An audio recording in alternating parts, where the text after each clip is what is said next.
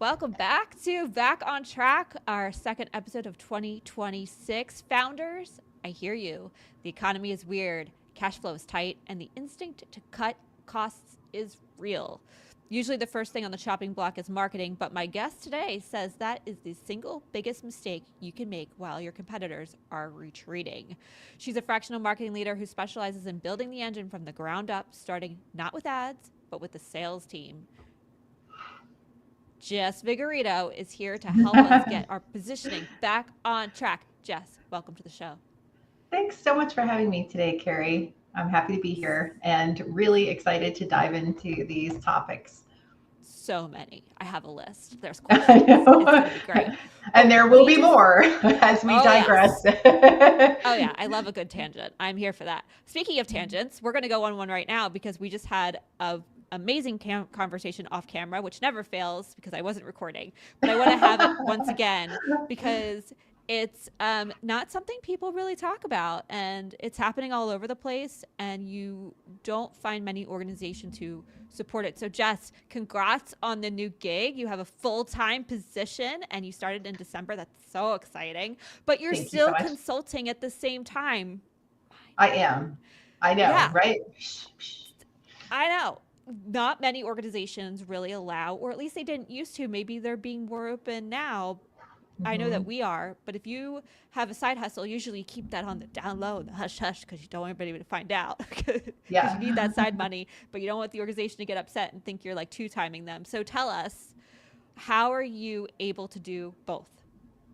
So I think it's a matter of time blocking and time management. So it's simply, I have my committed time for my full-time job, and I work those hours. And as the director, I'm available after hours if anything comes up. As always, when you're upper level management, you have to have that level of availability.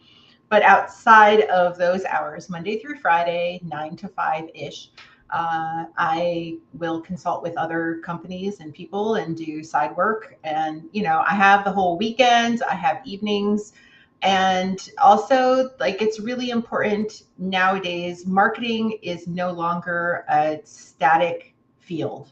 We are evolving faster than we can even keep up with. So a lot of it is using AI to help us optimize our output and simplify our workflows. And that is one way that you can accomplish a great deal of work and content and just project management. And it takes a fraction of the time that it has taken in the past.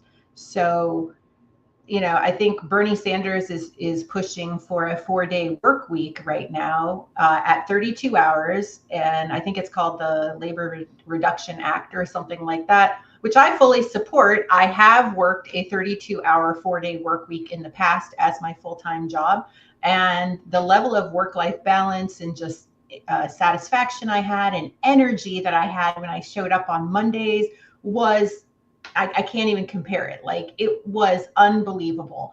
And I would very much so argue that my productivity on that schedule was every bit, if not better than it is on a 5-day schedule, just because we all know when we have those 3-day weekends, like when we show back up, we feel recharged. We're ready to go. 2 days, especially if you have kids, you've got errands to run, laundry, like it never feels like it's enough. And so that third day is really beneficial. His whole point of this is that with AI, their AI is doing so much of our work for us that we don't need to work 40 hours a week anymore. And that's outdated. And I can't even remember, I think it was the 1950s under Henry Ford when the 40-hour work week was created. Well, 75 years later, we can modernize that now. We have tools that help us do our jobs in a very, very efficient way. So that's yet another tangent. But yeah, that's using AI to help us manage our time and really be productive. And that doesn't take away the creative component of marketing. And it doesn't take away the whole thought process and building it out, but it does help us simplify our workflows, and it can help us brainstorm. And we can program these LLMs in different ways and using different prompts in order for them to be, contradictory to us, to kind of play the devil's advocate, or to just really be our ally. And it all depends what prompt you use and what type of a response you want. If you're going to have a really tough discussion with your boss, that's something you can put right into an LLM and say, this is the project that I need to present. I want you to be antagonistic towards me. Like, I want you to challenge me. Yeah. So that I can come up with really good answers and make sure that this is a very, very flushed out process. And now you're using it as a tool that's helping you, as opposed to you sitting here all afternoon going, okay, now what are some of the questions that my boss might ask me, or my client might ask me about this? It's doing it for you. Yeah. It's definitely, for me, particularly sped up the process, especially from a fractional marketing consultancy perspective, and from positioning and messaging to understanding competitors to really getting the lay of the land so much quicker to be able to make much more thoughtful decisions. Also, from a productivity standpoint, I find that when I'm a little bit more backed up against the wall, my productivity shoots up versus feeling like I have all the time in the world. So I could see the value of a 4-day work week. At MKG, we split out between billable and non-billable time, making sure that people have space to do critical thinking around their job versus by client.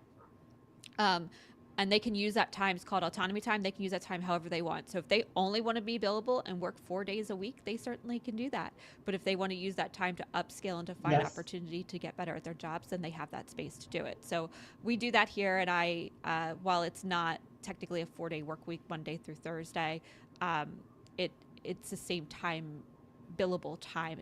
So it's similar. But I agree, when you have that shorter time, you're way more productive, and AI certainly absolutely helps with that. Let's talk about some of our core topics today. When you join a startup, which you just did, again, thank you. The founder is panicked. We've all felt this. They want leads yesterday. You've told me your first step isn't to launch ads, but to talk to sales. What are the first 3 questions you ask a sales rep to figure out if the marketing is actually broken? I'd say right off the top, I want to know their process. I want to know what the inbound looks like, and I want to know what outbound looks like. So that's the very first question is can you show me the process? And a lot of times the number of demos that are presented to you is a little different once you get in there and start talking to sales. They might say, oh yeah, we're booking 10 a week. And then you get in there and you're like, oh, so that's your pipe dream. We're actually booking on average 3 a week. So it's really getting into the nitty gritty and understanding what the current process is, and seeing where the loopholes are. Where's there a lack of a feedback loop, and where do we need to cover the gaps? The second thing is, what is working? So when you're on these demos, what are the positive things that you're hearing from these prospects? Are they saying, oh yeah, we heard about you, or we referred to you, we love you on social media? What are the positive things that you hear over and over again? Because those we want to capitalize on 100%. And the third thing is, what do you hear all the time that is a pain point, that there's a lack of education, or that people have a concern over and over again and they're just not seeing it being addressed? So whenever I develop a marketing campaign, my primary goal is always education first and foremost. Like, give people value, give them a reason to pay attention to you. Don't just contribute to the noise that's out there, but give them something. And I truly believe, whether it's in your personal life or your professional life, when you give, it all comes back to you tenfold. And so in marketing, I fully embrace that philosophy. Let's give to people, but let's find out what they need and what they want to be given before, we're not operating in a silo here. So what I think you might want to know may not be the case at all. So having that level of communication with sales is of the utmost importance. Sales and marketing, everybody knows these are your 2 revenue engines. So the organizations that keep them siloed for the life of me, I'm like, you're leaving money on the table over every single day, over and over Yeah. again. Let them talk and work together and collaborate on projects. That's how you optimize your output so that you get more ROI here. So Yeah. that's very deeply ingrained in me, and that I maybe that comes because I have worked in sales before and I That's understand interesting. both sides of it. My first job actually was in sales, and a couple times throughout my career journey, I've insisted on starting in sales for a few months before transferring over to marketing because I wanted to really get a feel for what the sales process is like at that company and what the challenges are and how marketing can work in collaboration with sales. So that alignment, that's 100% priority to me. And at my current position, when I was interviewing there, I met with the sales team, and that was a huge deal to me that as a marketer, one of my interviews was with sales. Hmm. If that wouldn't have Really interesting. happened, I probably would have been like, let me ask a couple questions here to find out what your perspective Yeah. is on sales and marketing. But if that's not an acceptable, not only acceptable, but if that's not an expectation from the Yeah. administration and the C-suite, then that's probably not the right company for me to work with. I work with a company and as their marketing leader, and I loved that they brought their sales guy to all of our initial meetings. I just thought that was, and the very first thing I said to him is, "I'm here to work for you. Like, I need to know what you need to make your job easier." And so right off the bat, we just hit the ground running, and I think that is really it's so key to the success that we've had so far. I couldn't agree more. Um, you mentioned that sales and marketing are the only two revenue engines, yet they are, and we just mentioned that they're constantly siloed. When you set up that feedback loop, how often are you meeting, and what specific data or feedback are you asking sales to bring to that meeting? So, I mean, obviously, I have a new position right now, but currently, and historically, depending on the size of the company, it's been anywhere from 1 hour per week to 1 hour every other week. And so currently, it's 1 hour twice a month, every other week. And we had our first meeting last week, official meeting between sales and marketing. And the things that I'm asking them to bring is give me the list that you're currently working on. Like, where is your prospect list? Let me see it.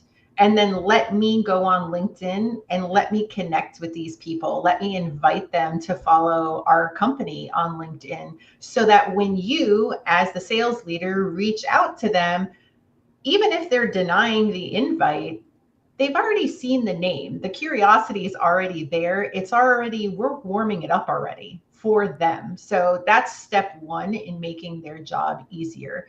And the second piece of information I asked for was give me the list of people who you have worked with who did not ultimately book a demo or buy our product, or you haven't really successfully reached them. You've tried, and so the next level for us that we're working on together with sales is building that nurture campaign together where we can send emails of high value, but also short and sweet. I'm a big believer in kill the scroll. The minute someone has to scroll, you lost them. So whatever you have to say it short, quick, succinct, and make it engaging for them. So that's not as easy as it sounds to come up with an It's so email or a hard. message that's like 40 words long. You have to make every single word, every character count. And so there's a lot of intention there. But I have had a lot of success historically with my emails when I worked in sales. And actually, I just posted about this the other day, that a few years ago, I was working for a company as a senior SDR, and that was the company I was like, let me work as an SDR first, and then transfer over to marketing. So while I was working for as a senior SDR, I was writing these emails and reaching out to prospects, and I had a whole document full of messages where people would reply to me going, this is the most creative email I've ever seen. You made me laugh. This is amazing. And even if they weren't booking demos, we were getting that momentum. We were getting our name in front of people. So a recruiter had reached out to me via DM, and they were interested in seeing if I wanted to come and interview with their company. And I said, thank you so much. I really appreciate it, but I'm really happy where I'm at. I'm not really looking to jump ship anywhere. And a week or two later, I had a demo booked with me. And I did not at the time make the connection that it was the same company. And so, this is the demo that pushed me over the top for the month. I hit quota. I was super excited. I jump into this call and, I start with the small talk, the blurb, we're getting to know each other. Hi, blah, blah, blah. And he's like, well, I just want to let you know, I'm not really interested in your product and I don't want a demo right now. And I was like, why are we here? I don't understand. Yeah. And he said, your emails are so good and we have circulated them throughout the whole company. I'm trying to hire you. And I was simultaneously appalled at the audacity of this man to book a meeting with me, but also hats off to you for creativity, dude. That was pretty amazing, because I had already turned the recruiter down and he wanted to shoot his shot. So even though it's years later, I still think about that, and that didn't work for me in that situation, because I really was at a position where I loved the company. But if I hadn't been there, that would have worked. And thinking outside of the box and being different from everybody else is so important. We just have to find our lane. And you can't, I've had bosses before and I've worked with clients before that are so scared to rock the boat, and they don't want to have an individual voice at all. And I've even had a boss before who was like, delete that off of LinkedIn. We don't like what you posted. And at the time, unfortunately, I did, which is part of the reason why I insist on having my own fractional work too, because I never want to be in that position again. But that's what builds your brand. People always, ultimately, we buy from people. We want to know who you are. We want to know what you stand for. And if you're just doing the normal, you're not working on community, you're not doing any outreach, you're not valuing your customers, and you're not differentiating yourself, I'm not saying you won't be successful. You may still be successful, but at a fraction of what you would be if you really showed up as your authentic self, whether that's as a company, a brand, as a human being. And, Starbucks is blowing up right now because they've had this return to office mandate.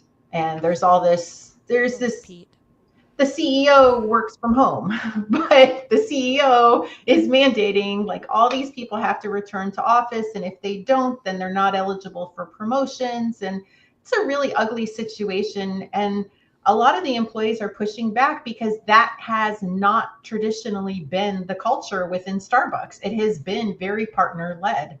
And they were the very first company in the United States to offer insurance for domestic partners. And so it's been very progressive. And so the people who work there are used to that type of culture. And this feels very wrong to them. And I don't know what the reasons are behind their decisions or anything like that, but it's really important to have that alignment. Looking from the outside as a consumer, I go, this doesn't match. This doesn't match the brand that you have worked so hard to build. And so companies need to build that brand. They need to take a line, and then they need to be consistent with it.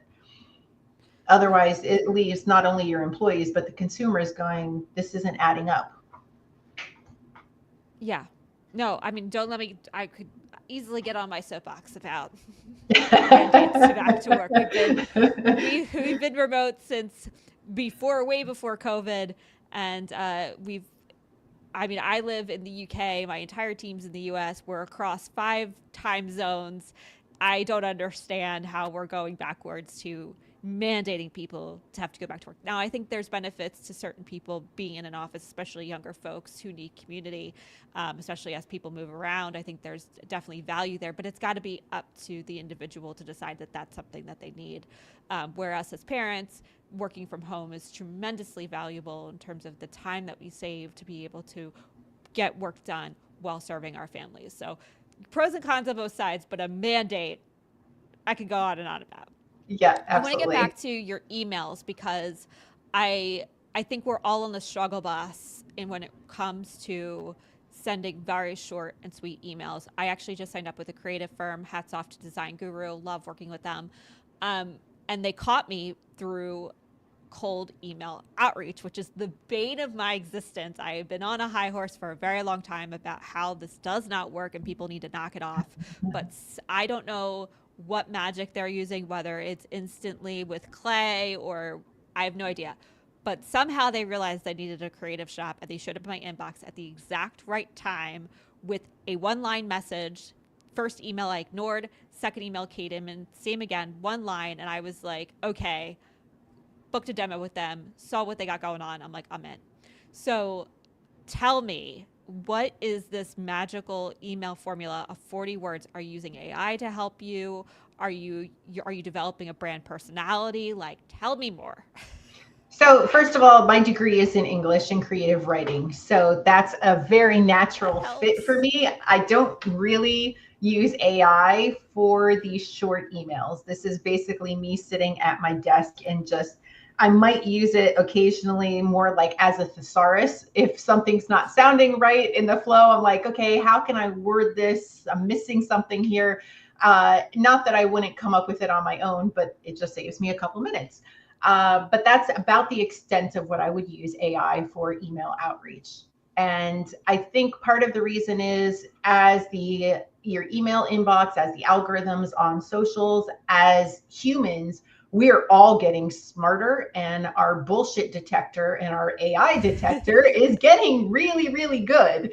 Yes. So there's, I know when AI first launched, it was like, oh, being a writer, like that's going extinct. No, it's not. Like AI cannot mimic real human emotion. It cannot mimic our passion. It cannot write with at least not yet, it cannot write with that authentic voice at the moment.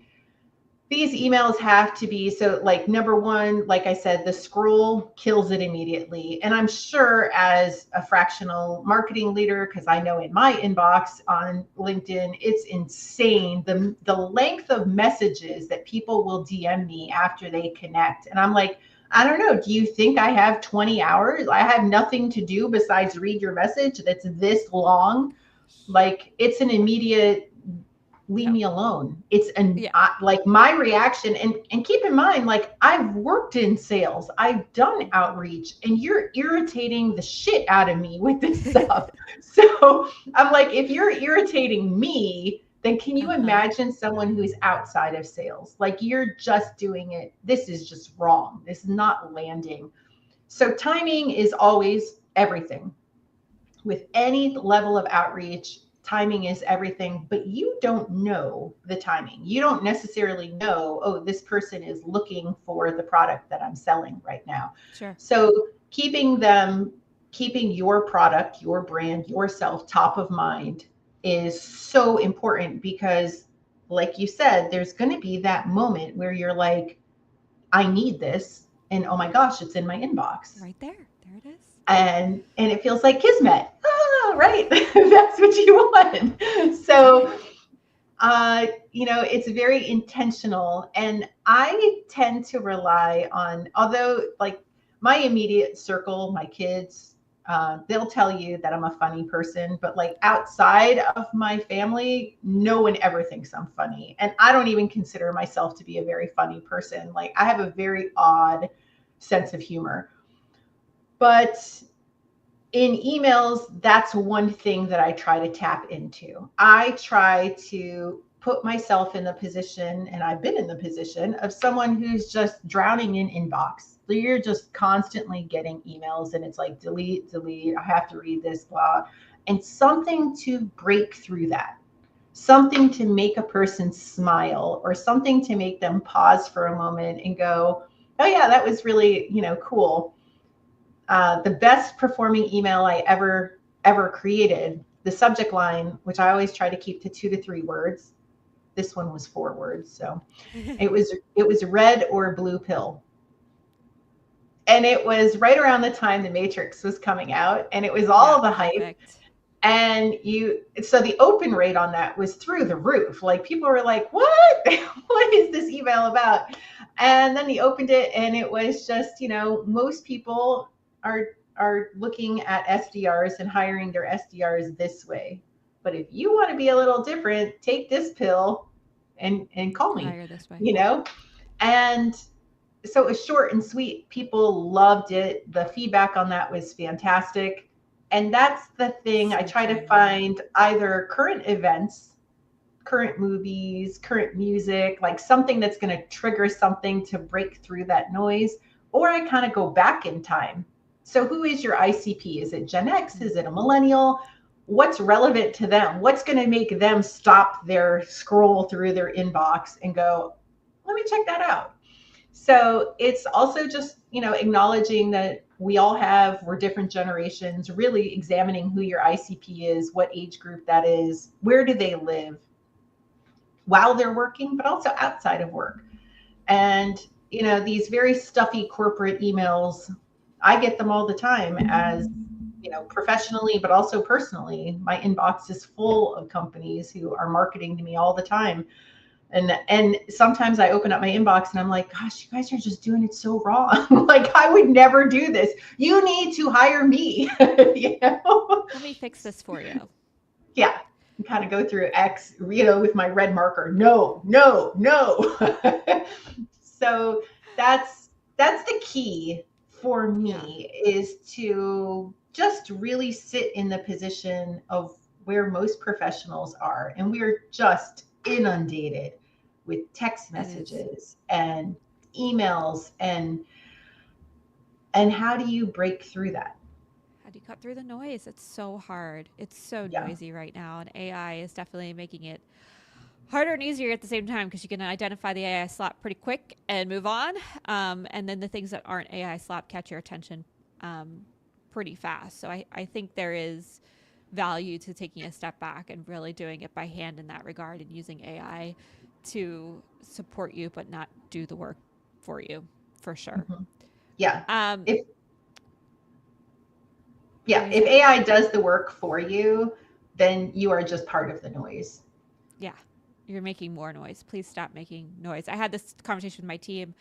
We're developing a content system for our own marketing, because, marketing yourself as a company is so hard when you're in the land of agencies. And I said, the most important thing in doing this is to ensure that we are not adding noise. We are constantly bringing value to our ideal customer who's trying to figure this stuff out, and we're trying to help them not go at it alone. And I said, I'm going to be annoying. You're all going to be like, I know you all get it, but I'm going to be annoying about it, because we cannot add to noise. So I totally agree. You talk about objections a lot. How do you take a specific objection a sales rep hears, like it's too expensive, and mechanically translate that back into a piece of marketing messaging? So I think most companies hear that as a very common objection. It's too expensive. We can't afford it right now. That may be true, but so much of it is how do you present it?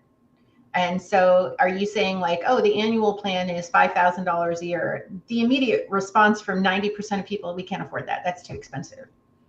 Okay, break it down to a month. Okay, break it down to a day. Break it down to whatever your product is per message. Can you afford 0.2 cents per message? To reach your consumer? Well, yeah, I can. To engage with your prospects, I can afford 0.2 cents. Okay, let's do it.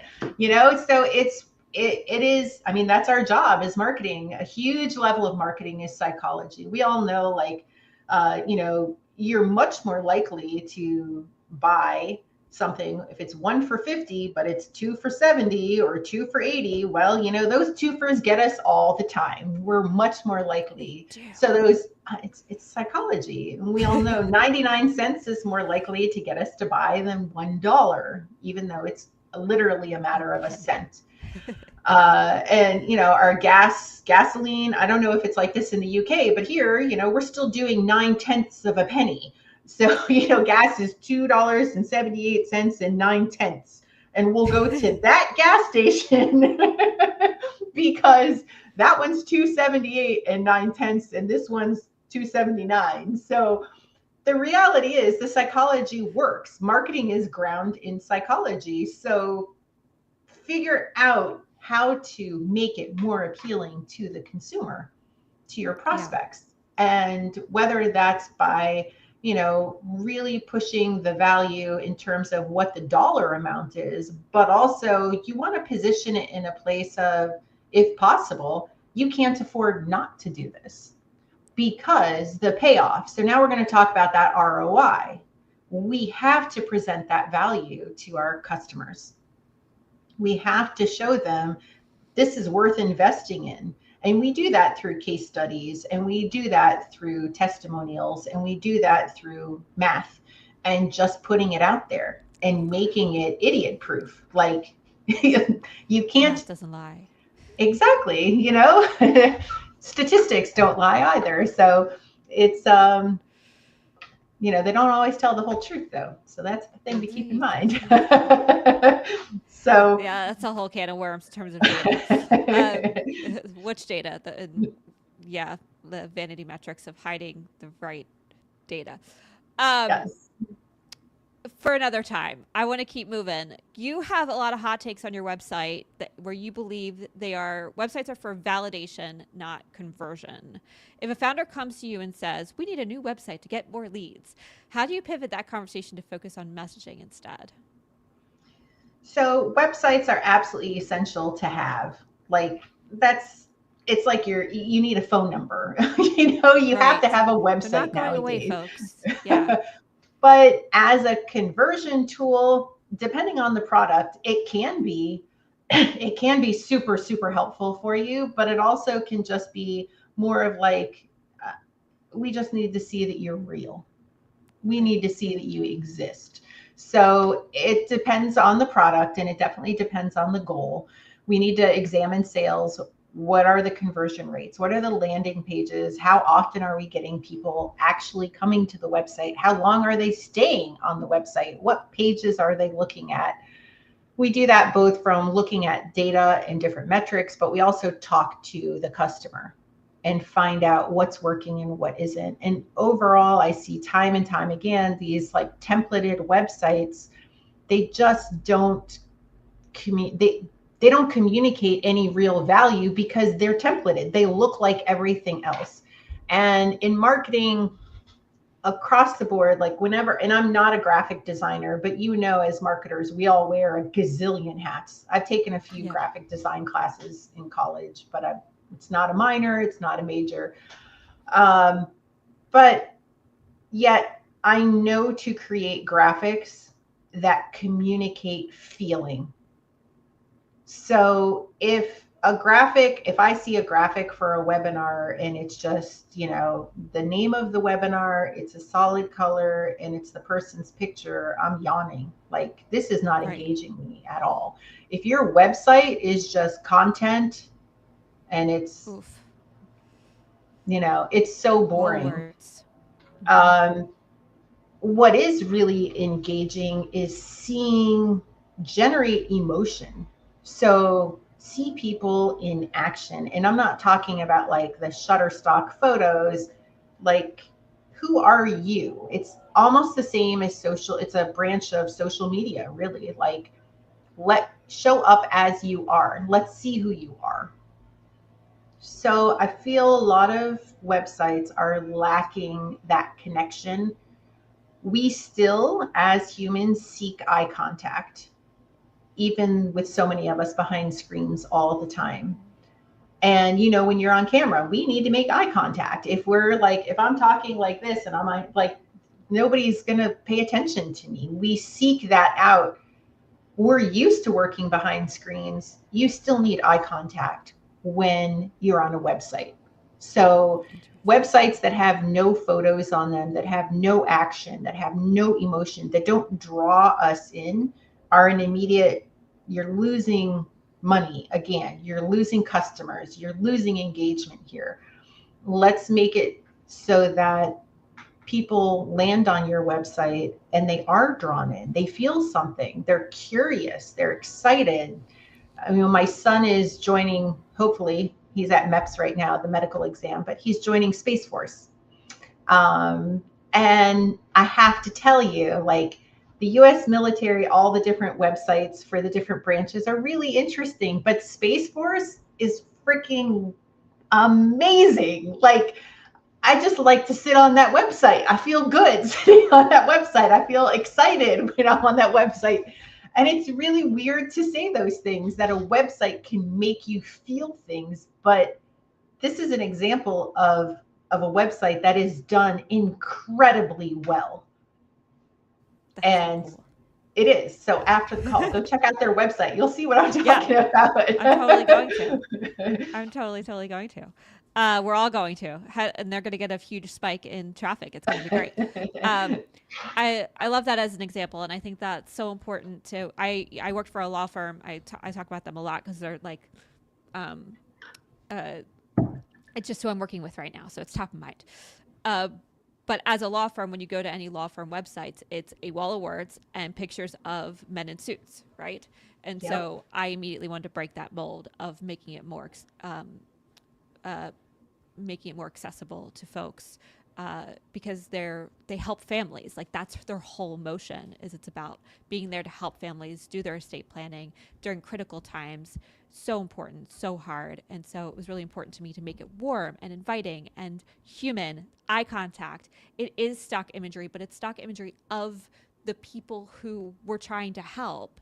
So I totally agree, and I love that of how important it's beyond just messaging, but it's also thinking about the imagery of how you want to show up and connect with people.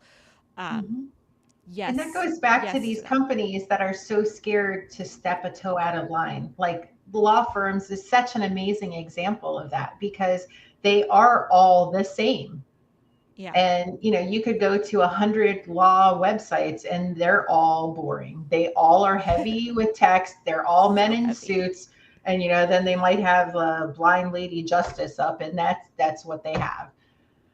So nothing differentiates. If I landed on a law website that showed pictures of families really communicating and engaging with each other during these difficult moments, end of life, or, a marriage, the birth of a baby, I would be like, yeah, this is who I want to, they get it. They understand. There's empathy there. There's, so yeah, way to go, Carrie. We're on the same team here. Pat myself on the back for that one. Oh my gosh, Jess, I have so many questions. I'm trying to figure out which one to close out with, because clearly we could talk all day, and happy to keep the conversation going. If you loved this conversation, you want to hear more from Jess, just comment below and we'll get her back on the show. But for closing out here, we talked in our prep call many moons ago. It feels like a lifetime ago. So let me jog your memory. But we talked about founders operating from a place of fear, hiring a marketer, but then firing them at month 3 because the ROI isn't instant. What does day 1 to day 90 roadmap actually look like? And what should a founder expect to see delivered in those first 3 months? So the answer to this is twofold for sure. And I feel like founders frequently do work from a place of fear, especially in startups. 90% of startups fail. And so founders are like trying to take that baby step. Like, we want to grow. We want to become bigger than we are. Let me hire marketing. And then that ROI isn't there in 90 days. Oh, I either hired the wrong marketer, let me fire them, or marketing doesn't work. And that's these knee-jerk, fear-driven responses and reactions. And also they're coming from a place of, they simply don't understand the value of marketing and how it works. Even though they've been exposed to it their whole lives because we're surrounded by it, that doesn't mean that they have an inherent understanding of how it works. Like I still remember the jingle to Oscar Mayer, which was what, 40 plus years ago, or how many licks does it take to get to the center of a Tootsie Roll Pop? Oh, I love that commercial with the owl. Yes. So you see, these are things that are so well ingrained in us that that's marketing that has carried forward for decades. That didn't happen over 90 days. Right. That happened time over time over time, lots and lots of touch points. All of us Seen that kids commercial watching a lot. Saturday morning cartoons. How many times did we see that? And it came into our brains as they were being developed. And that's why we immediately know, oh, yeah, I know that commercial, right? We all have that familiarity. And in fact, I don't like Tootsie Rolls at all. But every time I see a Tootsie Roll, guess what comes into my head? And as a marketer, I'm like, stop it. Like, I don't want that. But it is successful marketing. So I like to kind of point that out to founders that there is no magic pill of like 90 days that we're going to turn your whole business around. But the truth is that it is a foundation that we build, and it is touch point after touch point. And with social media and with video and all these different channels, it's very, very multifaceted now. Like back in the day, it was Saturday morning cartoons for the Tootsie Roll. But imagine if we were rolling that campaign out now. Oh my gosh. Like you have to be across so many channels. Yeah. Yes, and it does. It does have to be. And that is the thing. It takes time to build that momentum up. It takes time to build that foundation. And one of the things that happens is you can fire your marketer at 90 days or 60 days or 6 months or even a year and go, it didn't work. But the work that that marketer did do is going to carry forward long after they've left. And you want to build on it. So you, as a CEO, as a founder, it's really important to trust, like go through the hiring process, make sure you have flushed out what you want to accomplish with your brand, and then share that with your marketer. Make sure you have the right hire there. And that's one of the baselines for me is I want to sit down. I want to learn your story before we do anything. I want to find out, how did you get to be where you are right now? What motivated you? What are you passionate about? What drove you to do this? Because that story is the thing that we capitalize on. That's what we sell. And that passion and that energy, that zest. And absolutely. Marketers just need to, it's a process, and it depends where you're at in the company. Are you starting from zero? Do they have any marketing? Are you coming in with some already established? So that first 90 days can look very different depending on where the company currently is at, but it still isn't going to, you're not going to get a huge ROI in 90 days. And anyone who believes that or says that, I just, I can't say that it's a blanket statement 100% of the time, but proceed with caution. Yeah. Make sure that they have, stats to back up. If they're making those types of promises, especially if you're a one woman or a one man team, like let's see that process before you invest in that. Oh my gosh, Jess. Seriously, I just want to keep going. I have so many more questions. We're going to end it there, folks. I know I'm super sad too. Like I said, comment below if you'd like Jess to come back on the show, and we will make that happen. If they want to continue the conversation one-on-one, Jess, and they want to find out more about potentially working with you, where do they find you? I live on LinkedIn, so I'm sure after the call we can drop my profile in right on the comments there. Happy to engage and talk, and I have all sorts of stream of conscious posts that I put out there. I tried to stick to my 3 content pillars, but like this conversation, I digress sometimes. We all love a good tangent. If you'd like to learn more about Jess and her pillars and what how she might be able to help your messaging, please reach out, and we will drop her link into the show notes below. Thank you for listening. This episode is brought to you by MKG Marketing. Make sure you tune in next week. I am sitting down officially with Kathy Johnson to talk about GTM strategy and how to scale your leadership using AI. You won't want to miss it. I'm Carrie Gard, and Alla Pushoin. Thanks for having me today. Thank you, Jess. This was awesome.